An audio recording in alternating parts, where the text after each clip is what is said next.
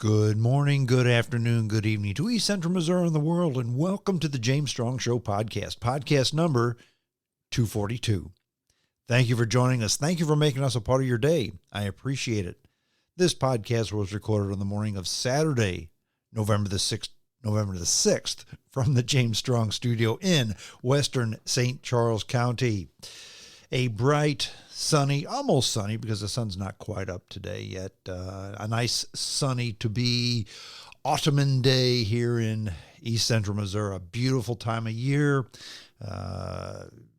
Weather gets a little chilly at nighttime, but nice and warm during the day. Lots of sunshine. This part of the country is generally a dry time of year. Good for the farmers. They can get the crops off, and good for us because we can do stuff outside when it's still a little bit chilly.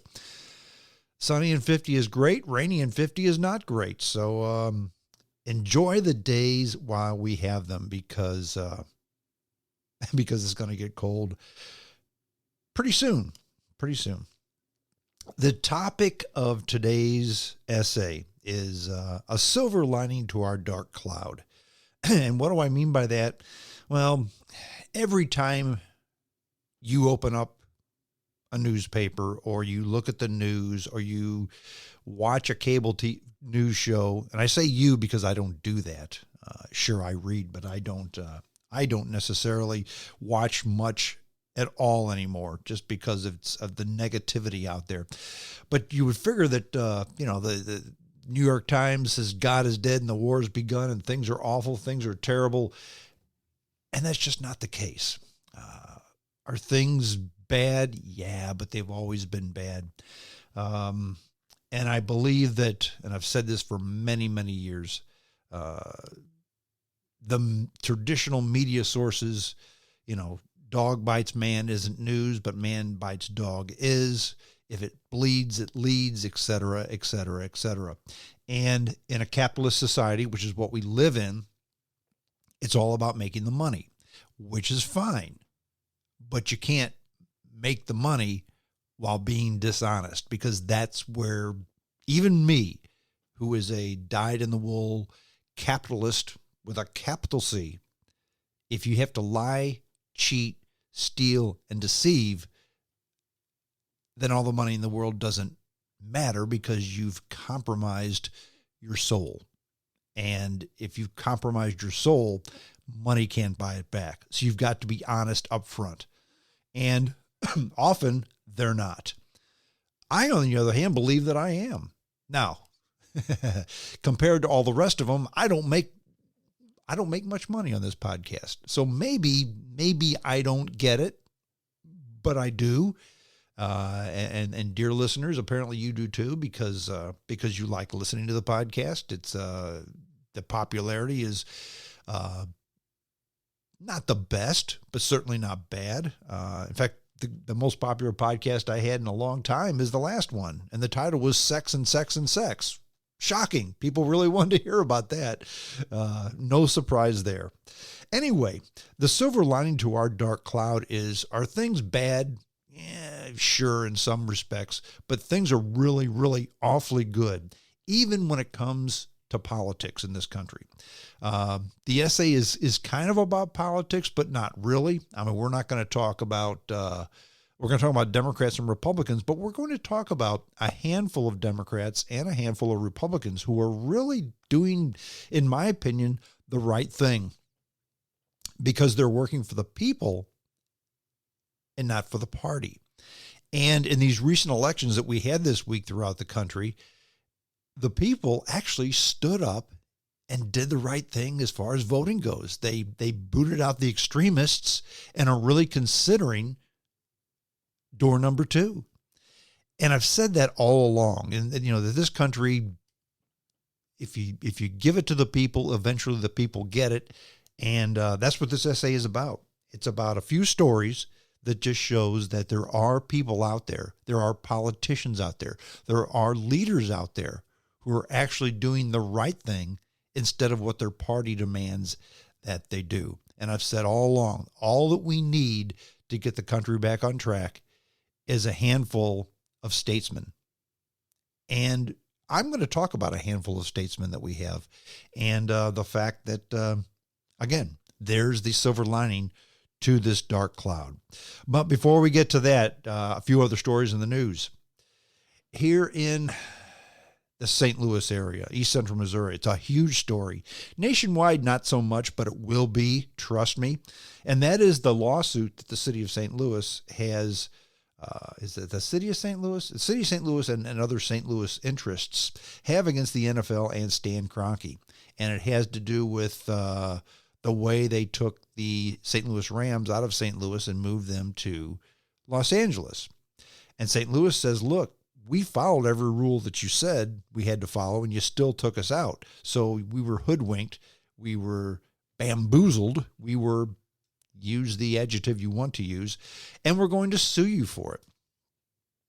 All indicators is that St. Louis is going to win this lawsuit because the facts speak volumes. The lawsuit is it's due to go to trial right around Super Bowl time, which will be very interesting. And people in the know that I've read about say that the NFL and Stan Kroenke will have to pay somewhere between $8 and $12 billion to St. Louis for taking that team out of the city. $8 to $12 billion. Now, if you follow this story at all, the NFL owner said, well, yeah, we agreed to get on the Stan Kroenke boat and move the team from St. Louis to Los Angeles because Stan Kroenke said he'd pay all the legal expenses. Well, now Stan Kroenke, in true Kroenke form, is just saying, nah, I've changed my mind. I'm going to screw the NFL owners and say I'm not paying these these legal fees because, again, they've run into the billions of dollars. And Stan Kroenke, while he has more money than God, actually he doesn't have more money than God because he's bleeding cash horribly with this whole lawsuit. I mean, he had to build that stadium in L.A.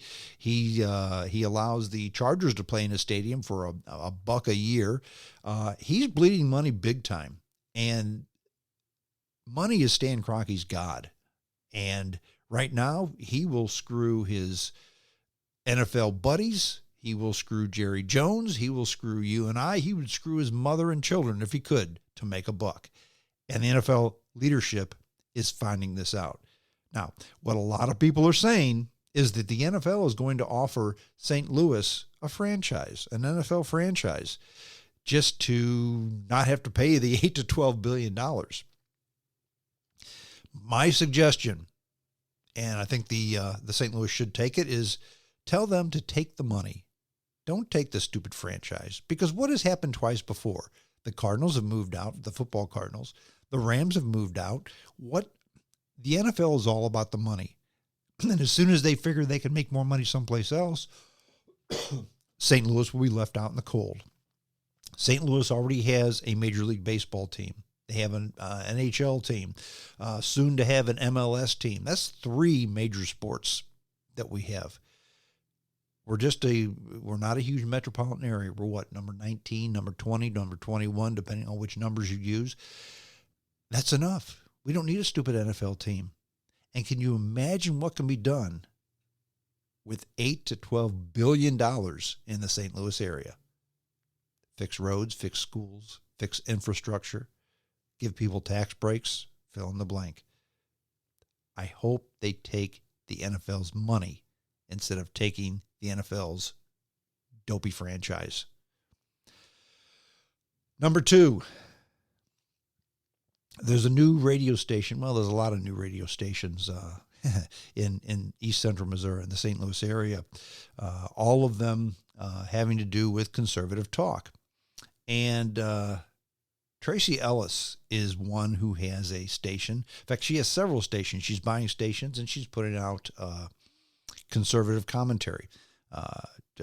Just to, in the nature of full disclosure, I interviewed with Tracy Ellis. I was offered a position as a talk show host on her station, and I declined. We just couldn't come to terms on money, which is just fine. I hold no animosity against her. In fact, I wish her all the luck in the world in the radio business because it's a tough business to get into. It's a tough business to make money in. However, she posted something on Facebook, and to say it's irresponsible is an understatement.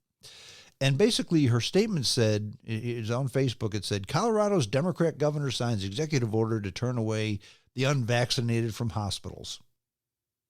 And then all the people are commenting, oh my gosh, this is terrible. This is awful. How could it possibly be legal? Well, it's because it never happened. To say it's fake news is just something that's made up. It's made up. And if you're going to be a news talk station, if you're going to own news talk radio stations, you can't put lies out there. I vetted this story very closely, and I read many articles, including the official press release from the Colorado governor's office. And Colorado is not turning away unvaccinated people from hospitals. What they are doing is allowing hospitals to turn away patients or people that want to come into the hospital if they're full. Because right now they've got a bump in the COVID. They have a bump in COVID-19 cases, and their hospitals are jam-packed. And they get somebody that comes up there, and they can't turn people away because that's the law. And so people will wait up to 12 hours in the waiting room before they can get a room. Well, all this law does is says, you know what? You can tell people, look, we're full. We can't get you in right now. That's all it does. Has nothing to do with unvaccinated people. When somebody who owns news stations stirs the pot like this, that makes them a bad person. Now, I responded to Ms. Ellis's Facebook page. I suspect I will get some type of response. I don't know if that response is going to be, hey, thanks, James. I'm wrong and you're right. Or if it's just going to be a whole bunch of people calling me names, calling me a socialist, calling me a rhino, calling me a whole bunch of names because I didn't drink the Kool-Aid. Stay tuned. Stay posted. We'll see what that all comes out to be. The House passed the infrastructure bill, if you can believe that, finally. And I think this infrastructure bill is very good. I'm not a big fan of President Biden. I didn't vote for him. I don't think that he's doing a great job. However, I will say that this infrastructure bill, I believe, although it's spending a bunch of money, it's spending a bunch of money in the right place. And it is a true bipartisan bill. Democrats and Republicans have both signed on to this. Now, it ran into trouble in the House because the progressive Democrats were saying, before we pass this $1 trillion infrastructure bill, we want you to pass a $3 trillion free giveaway money bill. Well, that didn't happen. They kept reducing the fee or reducing from $3 billion to $2 billion to $1.7 billion to $1.5 billion. But the progressives were saying this has to come up to a vote before we're even going to get on board with this infrastructure bill. Well, the adults prevailed, and they blinked, the progressive blinked, and they passed this infrastructure bill. Now, do we have $1 billion to spend? Nah, probably not. However, if you're going to just waste money, you may as well, or spend money you don't have, you may as well spend money you don't have on stuff that you really need. Because this bill pays for roads, bridges, improving railroads, fresh water projects, to overhaul the electric grid, which is so necessary. Because if we have a big solar flare, it knocks out our grid the way it is. And really a couple of $1 billion would fix that. And $2 billion is 2% of this $1 trillion bill. So they're going to fix the electrical grid, expand access to the internet so that everybody can get onto the World Wide Web. And it's a problem for people in rural areas right now. So it's going to do stuff that really benefits everybody, because if your roads are better, if your water is cleaner, if your bridges don't collapse, if your railroads are upgraded, if your grid doesn't collapse when we have a big solar flare, and if everybody can get onto the internet, that's a good thing for the country. That's a real good thing for the country. So kudos to the House of Representatives for finally passing this